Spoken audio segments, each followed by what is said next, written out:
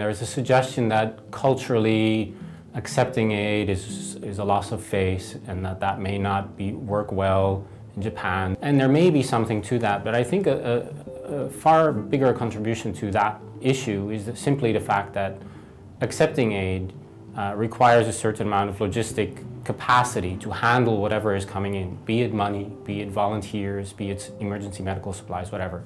And in the aftermath of a disaster like this, the logistics of the country are going to be completely taxed to their limit already.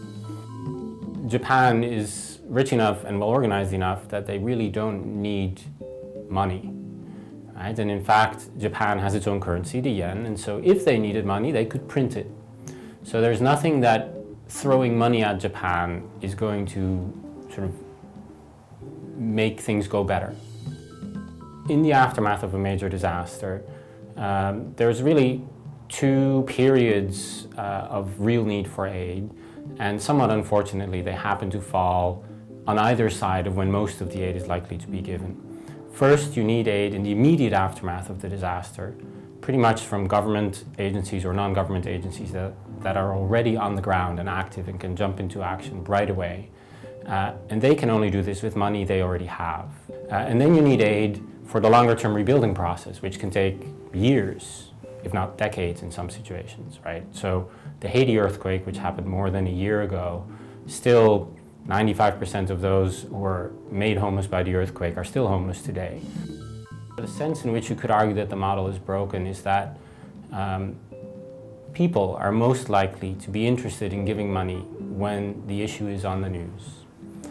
And the issue is going to be on the news and not at quite the right time.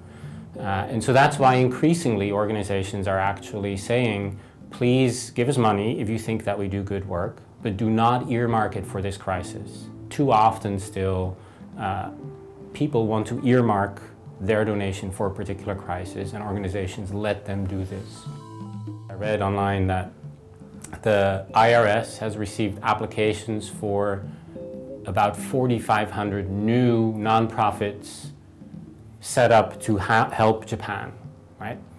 These organizations that have no background, have no experience, they're not going to be using your money well, and they end up more often than not probably making the solution more difficult, right?